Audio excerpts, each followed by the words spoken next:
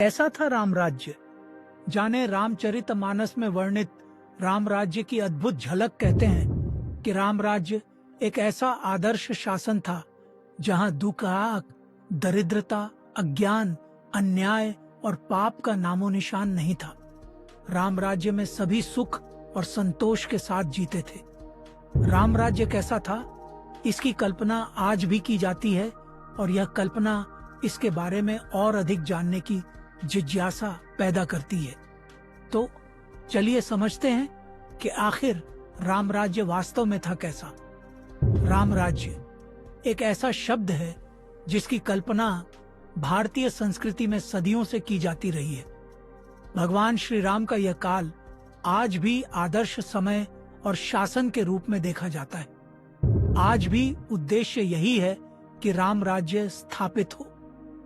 लेकिन मन में सवाल यह भी आता है कि आखिर राम राज्य की ऐसी कौन सी विशेषताएं थीं जिसने इसे हर युग का सबसे आदर्श शासनकाल बना दिया। इसका जवाब केवल रामायण, विशेषतः तुलसीदास की रामचरितमानस से ही मिल सका है। तो चलिए जानते हैं रामचरितमानस के जरिए राम राज्य का सुंदर वर्णन। रामचरितमानस में राम राज्य का खूबसूरत वर्णन रामचरितमानस में राम राज्य की खासियत बताते हुए कहा गया है।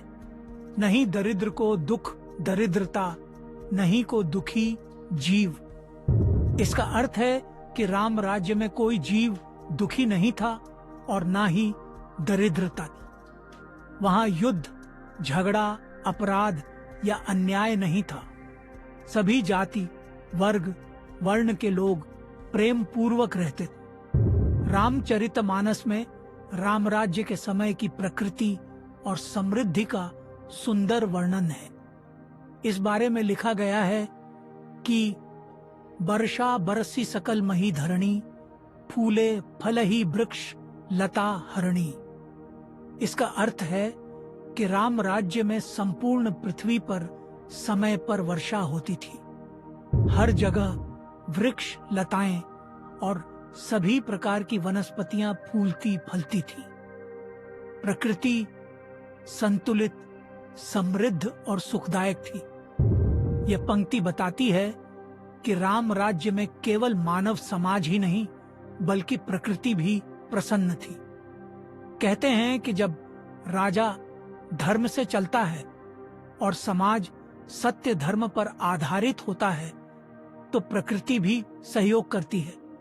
यही राम राज्य की असली खूबी थी। राम राज्य में कोई भी व्यक्ति भूखा नहीं रहता था। सबके पास रहने को घर, खाने को भोजन और पहनने को वस्त्र थे। श्री राम स्वयं न्याय के प्रतीक थे और वे पहले प्रजा का हित देखते थे। वे अपने परिवार और निजी भावनाओं को भी राष्ट्रहित के लिए त्याग देते थे। सभी लोग धर्म, सत्य, करुणा और दया का पालन करते थे। ब्राह्मण, क्षत्रिय, वैश्य, शूद्र सभी अपने धर्म और कर्म के अनुसार आचरण करते थे। जाति, वर्ग, लिंग आदि के आधार पर कोई भेदभाव नहीं था। स्त्रियां भी सम्मानित थीं और उन्हें धार्मिक कार्यों में स्थान प्राप्त था। रामचरितमानस में भगवान राम के शासन का वर्णन करते हुए लिखा गया है कि राम राज बैठे त्रैलोका, हर्षित भये गए सब शोका, दीनन दुखारी प्रभु पातक घन तम संहारी। इसका अर्थ है कि जब भगवान श्री राम ने राज्य किया तब केवल पृथ्वी पर ही नहीं बल्कि तीनों लोकों स्वर्ग, पृथ्वी, पाताल में आनंद फैल गए। सभी दुखों का अंत हो गया। राम दीन दुखियों की पीड़ा हरने वाले हैं और पाप रूपी अंधकार को मिटाने वाले हैं। न ही को दरिद्र, न दुखारी, न को अबुध, न लघु अधिकारी।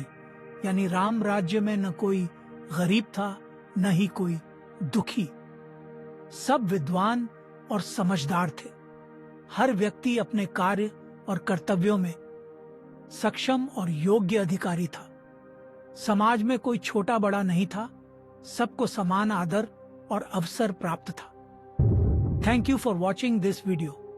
Please subscribe this channel for more information.